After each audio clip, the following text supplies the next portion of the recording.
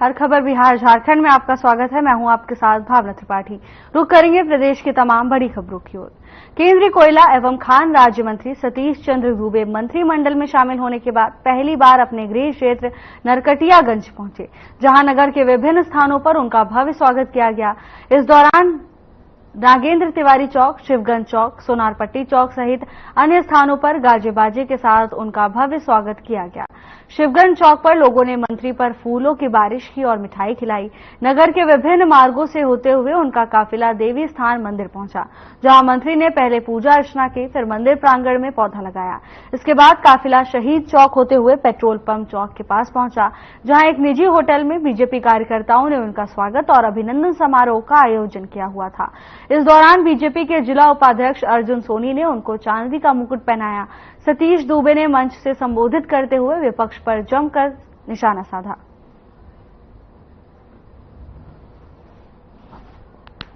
से 2025 एनडीए गठबंधन की सरकार हो गए, मजबूत सरकार हो गए कि दिल्ली से हम के पैसा भेजा जाओ, बिहार में काम हो सके।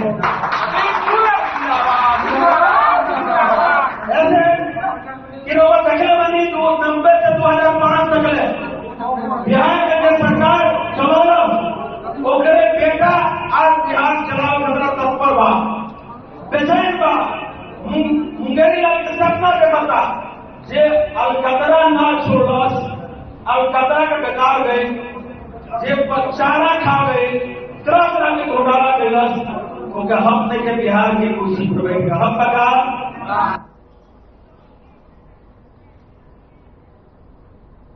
कैमूर पहुंचे बिहार सरकार के श्रम संसाधन मंत्री संतोष सिंह ने एक बार फिर राहुल गांधी पर जोरदार हमला बोला है।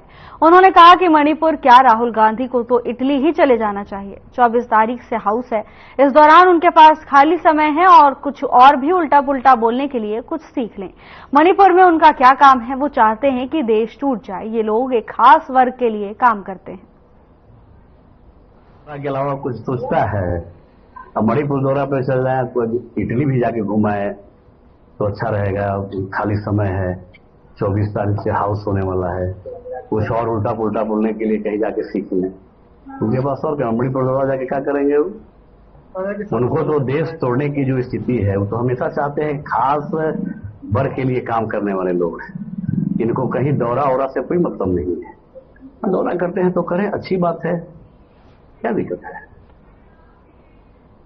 पूर्व उप मुख्यमंत्री और नेता प्रतिपक्ष तेजस्वी यादव के बिहार की एनडीए सरकार पर उठाए जाने वाले सवालों को लेकर बिहार सरकार के नगर विकास मंत्री नितिन नवीन का बयान सामने आया है। उन्होंने बक्सर में अपने कार्यक्रम के दौरान कहा कि बीजेपी और एनडीए सरकार कभी भी अपराधियों को संरक्षण नहीं देती और अपराधियों पर प्रहार करती रहती है, जबकि 1990 से 2005 तक जब तक राजद की सरकार थी तो अपराधियों का बोलबाला था। इसके साथ ही उन्होंने कहा कि तेजस्वी यादव शायद उन वीडियो को नहीं देखते। उस समय सरकार अपराधियों को संरक्षण और टिकट भी देती थी, लेकिन अब ऐसा नहीं होता। खबर बक्सर से है, जहां नगर विकास मंत्री का बयान सामने आया है। नगर विकास मंत्री ने तेजस्वी यादव पर हमला दिया है। उन्होंने कहा कि एनडीए अपराधियों को संरक्षण नहीं देती है। कानून व्यवस्था को लेकर नितिन नवीन का बयान सामने आया है। इस नितिन नवीन ने तेजस्वी यादव पर जोरदार हमला बोला है।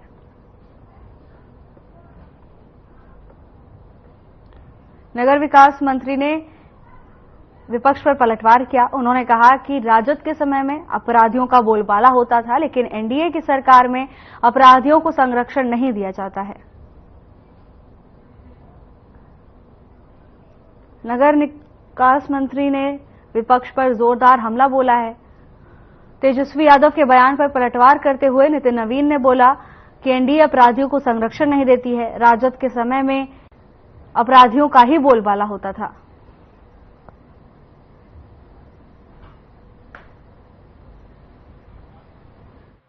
जो अपराध के संरक्षक हैं, अपराध के जनक हैं, जिन्होंने इस राज्य में 90 से 2005 तक केवल अपराधियों को संरक्षण देने का काम किया, जिनके घर से अपराधियों को संरक्षण मिलता था, जिनके कह सकते हैं जिनके परिवार के लोग अपराधियों के साथ लगकर सरकार चलाते थे, वो आज अपराध पे भाषण दे रहे हैं या प्रवचन दे रहे हैं। तो जनता को मालूम है कि लालू शासन के समय में जो अराजकता और जंगल राज इसी परिवार के द्वारा पूरे राज्य में की गई। लोगों ने भूला नहीं कि कैसे अपहरण उद्योग चलता था। लोगों ने नहीं भूला है कि नक्सल की घटनाएं किस प्रकार से प्रायोजित करके कराई जाती थी।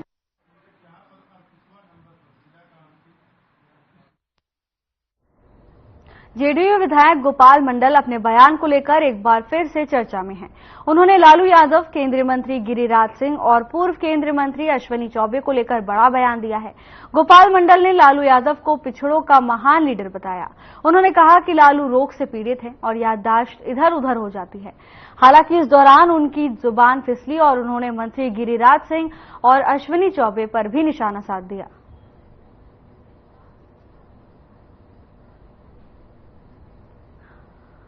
जेडीयू विधायक गोपाल मंडल का बयान सामने आया है। गोपाल मंडल ने विपक्ष पर निशाना साधते हुए उनकी जबान फिसली और उन्होंने गिरिराज सिंह और अश्विनी चौबे पर भी निशाना साध दिया।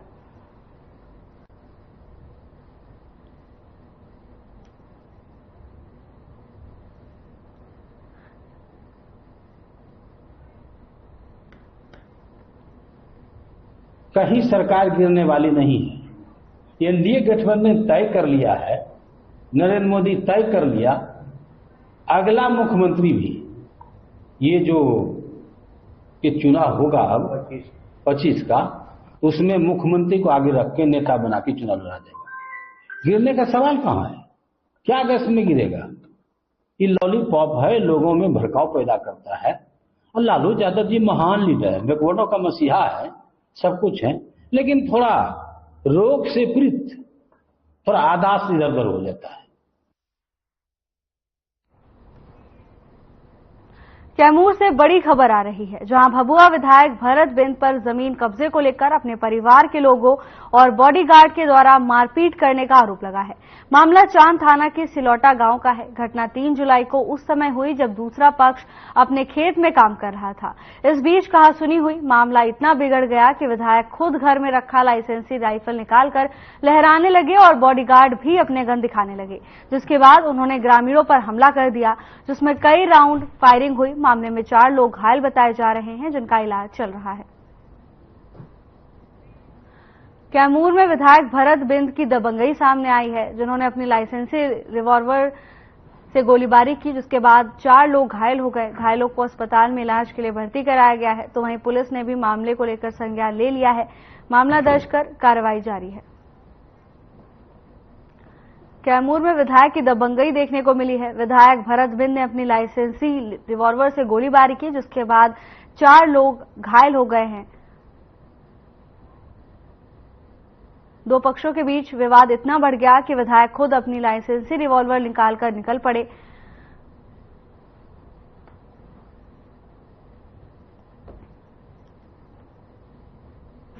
और 15-20 की संख्या में लोग जो है गाड़ी देते हुए, फायर करते हुए, लाठी डंडा भाला से लैस होके मेरे दरवाजे पर जाके एकाएक धावा।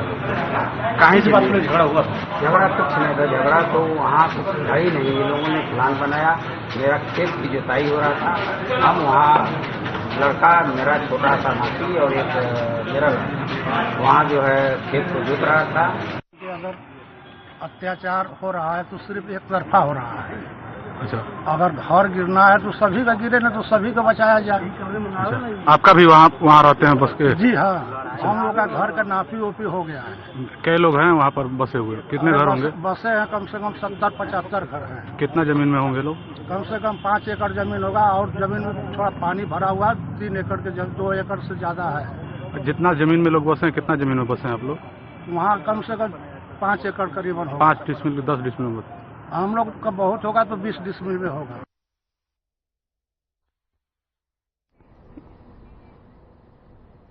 खबर सहरसा से है, जहां शहर में सड़क जाम की समस्या से निपटने और यातायात व्यवस्था को सुधारने के लिए यातायात पुलिस ने बड़े कदम उठाए हैं। आपको बता दें कि शहर में यातायात व्यवस्था में सुधार के लिए ट्रैफिक पुलिस को आधुनिक यंत्र, उपकरण और नया वाहन उपलब्ध कराया गया है। यातायात पुलिस ने ट्रैफिक पुलिस के महिला और पुरुष जवानों को नवीनतम यातायात उपकरण और नई गाड़ियों से लैस किया।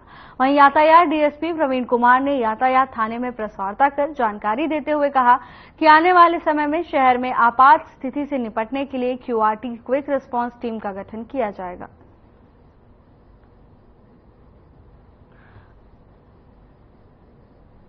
खबर सहरसा से है, जहां डीएसपी ने आगे के प्लान ऑफ एक्शन को लेकर जानकारी दी है। उन्होंने बताया कि अब पुलिस के द्वारा आधुनिक उपकरणों का इस्तेमाल किया जाएगा। पुलिस प्रशासन को अब आधुनिक उपकरण से लैस किया जाएगा। डीएसपी ने पूरे मामले को लेकर जानकारी दी है।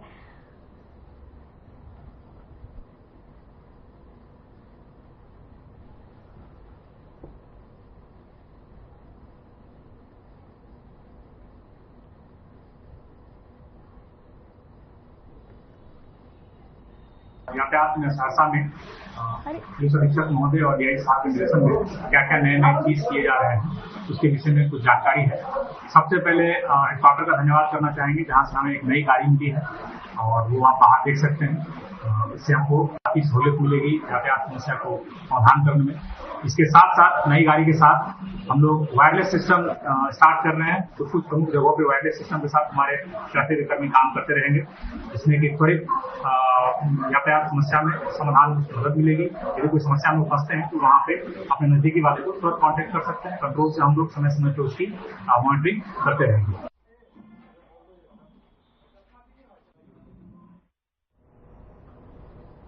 जमुई जिले के खैरा मुख्य मार्ग के नवडीहा पेट्रोल पंप के पास एक तेज रफ्तार ट्रक ने पीछे से ऑटो में टक्कर मार दी, जिससे ऑटो अनियंत्रित होकर सड़क पर पलट गई। इस हादसे में ऑटो पर सवार एक ही परिवार के 5 लोग घायल हो गए।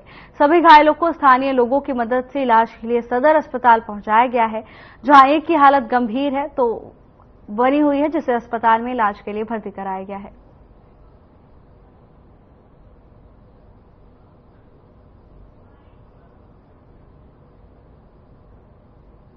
झुंझुनू से आए पंजाब नेशनल बैंक के पास आधार कार्ड बनाए बच्चा लोग, ठीक बना कर लोग सब वापस जा रहे थे। कहाँ? झुंडो। अच्छा। महावीर सिंह पेट्रोल टंकी है ना, और एक ट्रक हम लोग को सटा दिया। महावीर सिंह कहाँ पे, कौन जगह? पेट्रोल टंकी है ना खैरा जुंगी इधर। अच्छा। हाँ। महावीर सिंह का खैरा पहले है। हाँ। कौन जगह है, क्या लगता है? खैरा पहले नीमकबाद है ना। अच्छा। नीमक भजिया के पास बनाते हैं ना पेट्रोल टंकी, सबसे बड़ा पेट्रोल टंकी हो जाए ना। अच्छा। आगे है। मधुबनी पुलिस ने ऑपरेशन मुस्कान के तहत लोगों के चेहरे पर खुशी लौटाई। दरअसल मधुबनी पुलिस मोबाइल चोरी की घटनाओं पर लगाम लगाने के लिए ऑपरेशन मुस्कान रही है, जहां पुलिस ने मधुबनी नगर थाने में कैंप लगाकर एसपी सुशील कुमार ने गुम और चोरी हुए 134 मोबाइल धारकों को उनके फोन लौटाए। पुलिस धुबनी पुलिस ने सर्विलांस की मदद से 134 मोबाइल बरामद कर उन लोगों को लौटाया है। पुलिस ने ऑपरेशन मुस्कान के तहत बड़ी कार्रवाई की है। पुलिस ने 134 मोबाइल धारकों को उनके फोन लौटाए हैं, जिससे उनके चेहरे पर खुशी देखने को मिली है। आपको बता दें कि कुछ समय पूर्व चोरी की घटनाओं को लेकर पुलिस की ओर से ऑपरेशन मुस्कान चलाया गया था, जिसके तहत 134 मोबाइल धारकों को उनके फोन वापस लौटाए गए हैं। बदमाशों के खिलाफ पुलिस लगातार कार्रवाई कर रही है, तो वहीं दूसरी तरफ चोरी की घटना पर लगाम लगाने के लिए पुलिस ने ऑपरेशन मुस्कान के तहत फोन लौटाए हैं। पहले भी पूरे जिले में लोगों का फोन चोरी हो जाता है, खो जाता है, तो उसमें हम लोग लगातार हमारे टेक्निकल टीम जो है ऑपरेशन मुस्कान के तहत कार्रवाई करने के लिए टीम बनाई, तो लगातार कार्रवाई करती रहती है। और जो चोरी हुए मोबाइल है या खोए हुए मोबाइल है, उनको रिकवरी करके उनके जो धारक है, जो ओरिजिनल मालिक है मोबाइल के, उसको हम लोग रिकवर करके और वापस करते हैं।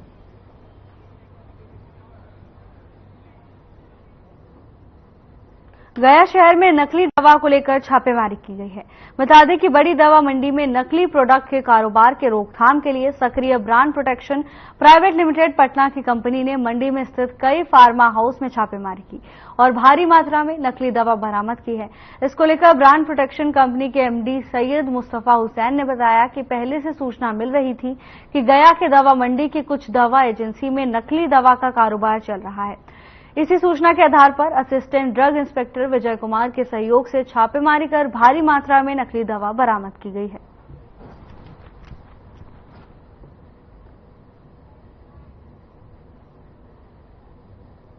हमारी क्लाइंट कंपनी जो है इसमें आपको हो गए Alkem Laboratories, Cipla, Zydus Wellness, Torrent Pharma, Reckitt Benckiser. इन लोगों को काफी पहले से हम लोग को सूचना मिल रहा था कि गया एरिया में जहां पर है 4-5 दुकानदार जो होलसेलर हैं, बड़े हैं, लार्ज स्केल पर, जैसे आपको टोरेट फार्मा का चैंडल प्लॉट हो गया, अल्केम का पेन 40 हो गया, उसके बाद से है रैकेट बेंकाइजर का, जाइडस वेलनेस का, सिप्ला का, ये सब प्रोडक्ट नकली बेच रहे हैं।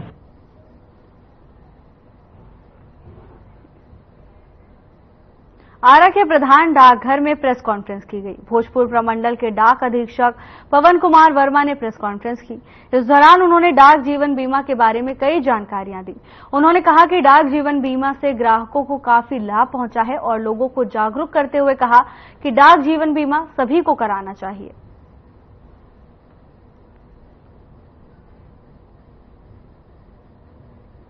डाक जीवन बीमा के क्षेत्र में हम लोग डाक अभिकर्ता का चयन प्रक्रिया शुरू किए हैं, जिसके आवेदन की अंतिम तिथि 22 जुलाई है।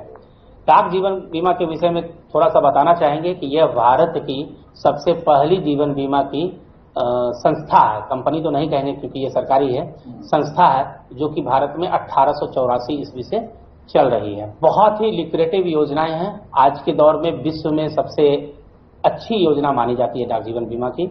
इस जीवन बीमा योजना में अभिकर्ता जुड़ के हमारे साथ लाखों रुपए महीने की आमदनी भी कर रहे हैं। कई ऐसे लोग हैं जो कि लाखों रुपए महीने की आमदनी कर रहे हैं।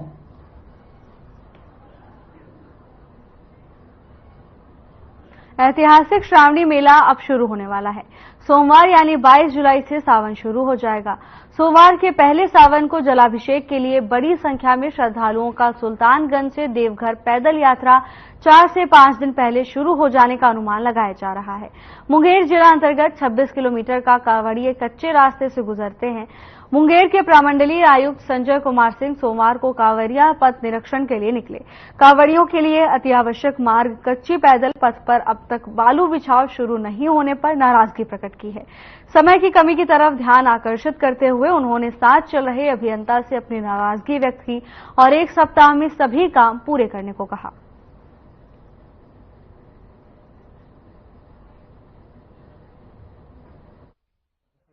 ये बहुत सिंपल है। हम लोगों ने हर फ्रंट पे जहाँ जहाँ तैयारी होनी है वहाँ किया जा रहा है। सबसे पहले तो बिल्डिंग कंस्ट्रक्शन डिपार्टमेंट के माध्यम से जो उनके जिम्मे में धर्मशाला है, जो 4 धर्मशाला है, उसकी तैयारी कर रहे हैं। पर्यटन विभाग के माध्यम से खैरा में ऑलरेडी टेंट लगाना शुरू कर दिया गया है और दूसरे टेंट के बारे में उनका था दुबई का प्रपोजल। दुबई के बारे में से हम लोगों का लगा कि ज्यादा अच्छा रहेगा कि कुंवरसार में अगर हो जाए तो ज्यादा बेटर है, क्योंकि वहां हमारे पास जमीन भी है।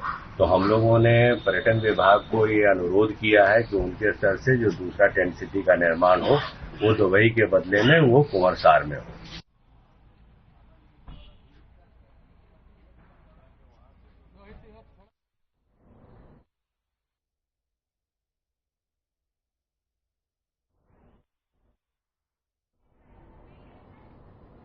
इस वक्त की बड़ी खबर की ओर रुख करेंगे। हरियाणा बीजेपी को नया प्रदेश अध्यक्ष मिला है। मोहनलाल बडोली बीजेपी के नए प्रदेश अध्यक्ष होंगे।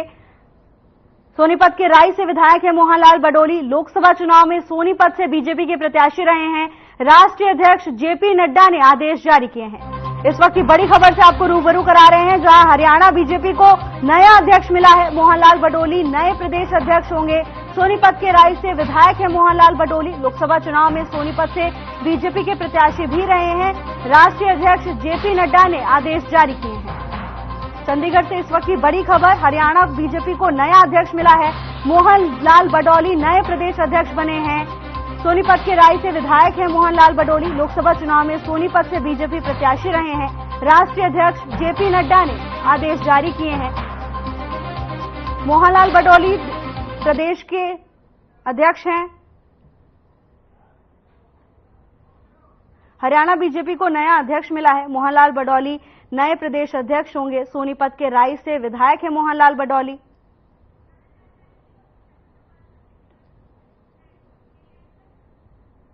इसी पर ज्यादा जानकारी के लिए हमारे साथ हमारे संवाददाता ओपी शर्मा जुड़ गए हैं। ओपी, हरियाणा बीजेपी को नया प्रदेश अध्यक्ष मिला है और विधानसभा चुनाव में भी अब कुछ ही महीनों का वक्त बाकी है, क्या कुछ अपडेट?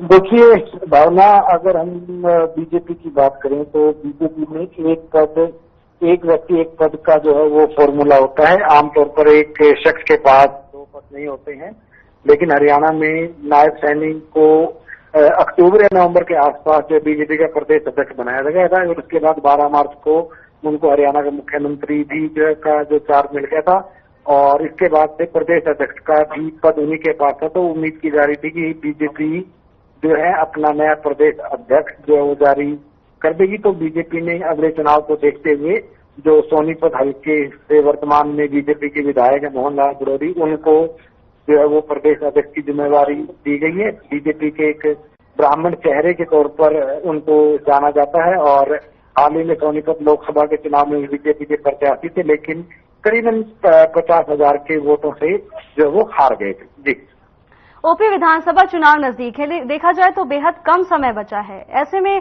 बीजेपी के लिए ये फायदा कितना, ये फैसला कितना फायदा और कितना नुकसान? देखिए, मोहनलाल बडौली के प्रदेश अध्यक्ष बनाने का कितना फायदा है कितना नुकसान बीजेपी को होता है, ये जो है वो वक्त बताएगा। लेकिन कहीं ना कहीं एक ब्राह्मण समुदाय को अपने साथ बीजेपी ने जोड़ने के मकसद से उनको जो है बनाया, साथ ही जो बाकी कम्युनिटी जो है उनके अंदर भी वो एक्सेप्टेबल चेहरे के तौर पर देखे जा सकते हैं। तो इसी बात का कहीं ना कहीं जो ध्यान रखते हुए और बीजेपी ने उनको प्रदेश अध्यक्ष बनाया। अब ये फैसला कितना फायदेमंद होगा कितना नुकसानदायक बीजेपी में साबित होगा, ये जो है वो विधानसभा चुनाव ही बताएंगे। ओपी, आपका बहुत बहुत शुक्रिया तमाम जानकारी हमारे साथ साझा करने के लिए। खबरों में आगे बढ़ेंगे। खबर मोतिहारी के सुगौली से है, जहां स्थानीय सामुदायिक स्वास्थ्य केंद्र में संविदा पर कार्यरत एनएचएम प्रियंका कुमारी अपनी मांगों को लेकर मंगलवार से अनिश्चितकालीन हड़ताल पर चली गई हैं। हड़ताल कर्मियों ने बताया कि वो लोग पिछले 15 सालों से कार्यरत हैं, अपना काम पूरी ईमानदारी और मेहनत से करते हैं, लेकिन उनका मानदेय काफी कम है। महंगाई के इस दौर में परिवार का भरण पोषण काफी कठिनाई से होता है, इसीलिए समान काम समान वेतन लागू करते हुए उनकी सेवा स्थायी की जाए। वहीं उनकी मांग है कि फ्रेश अटेंडेंट बनाने की बाध्यता समाप्त की जाए, क्योंकि फील्ड में काम के दौरान नेटवर्क ठीक से नहीं मिल पाता है।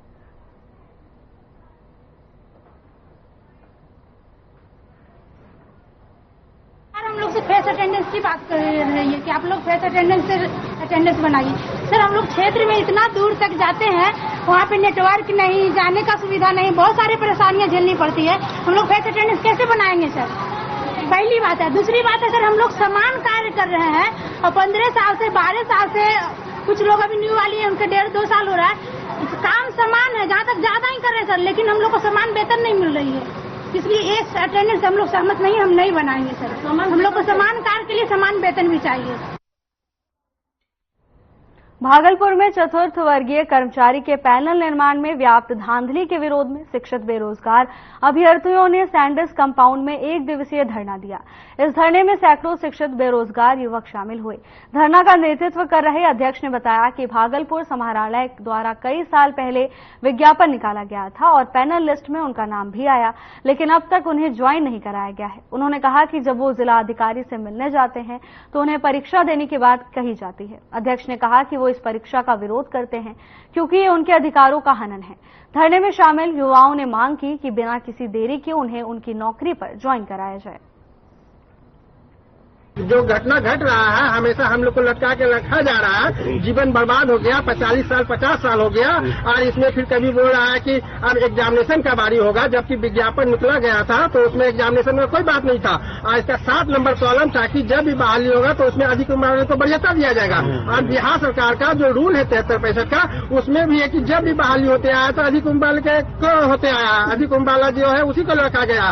2016 में जो बहाली हुई है उसको भी अधिक उम्र वाले को वरीयता के देने के साथ ही बहाली हुआ है। तो ये लोग फिर कभी एग्जामिनेशन का बात करता है, कभी रोस्टर निकालता है। खबर बेतिया से है, जहां जिला मुख्यालय में 2 दिवसीय कृषि यंत्रीकरण सह उत्पादन मेले का शुभारंभ किया जाएगा। 2 दिन का ये मेला आयोजित किया जाएगा, जिसमें जिला पदाधिकारी दिनेश कुमार राय, उप विकास आयुक्त प्रतिभा रानी और जिला कृषि पदाधिकारी मौजूद रहे। इस मेले में आधुनिक विधि से कम लागत में अधिक उपज कैसे लें और कौन से उपकरण पर सरकार द्वारा क्या सब्सिडी दी जा रही है, जिला पदाधिकारी, उप विकास आयुक्त और जिला कृषि पदाधिकारी ने विस्तृत रूप से बताया। वहीं मेले में कृषि से संबंधित यंत्रीकरण के कई स्टॉल भी लगाए गए। मेले में आए किसानों को संबोधित करते हुए जिला कृषि पदाधिकारी ने बताया कि यंत्रीकरण विधि से कृषि करने पर जहां किसानों की आर्थिक बचत होती है, वहीं घंटों का काम सेकंड में संपन्न होता है। जिला मुख्यालय में 2 दिवसीय जिला कृषि यंत्रीकरण सह उत्पादन मेले का शुभारंभ कर दिया गया है। सीधे लाभ किसानों को होती है कि कृषि विभाग के द्वारा कृषकों के लिए जो तकनीक का प्रयोग किया जा रहा है, यंत्रों का प्रयोग किया जा रहा है, उस पर अनुदान की व्यवस्था है और ये सिर्फ और सिर्फ किसानों के लिए इसमें 30% से लेकर 80% तक अनुदान की व्यवस्था है। विभिन्न प्रकार के कृषि यंत्र को आप देख रहे हैं, उसमें लगे हुए हैं और मेला का आयोजन का तात्पर्य यह होता है कि कृषकों को जो कृषक 2 लोगों के साथ कर रहे हैं, सक्रिय हैं, अपने जीवन में अपने व्यक्तित्व का विकास करना चाहते हैं, तो अपनी खेती को सुदृढ़ करना चाहते हैं, इसके लिए जो है कृषि विभाग संकल्पित है।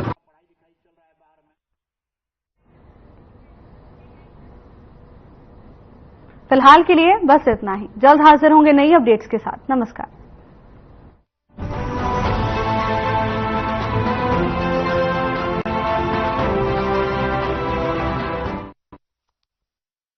Hey mom, hey, look, I can download a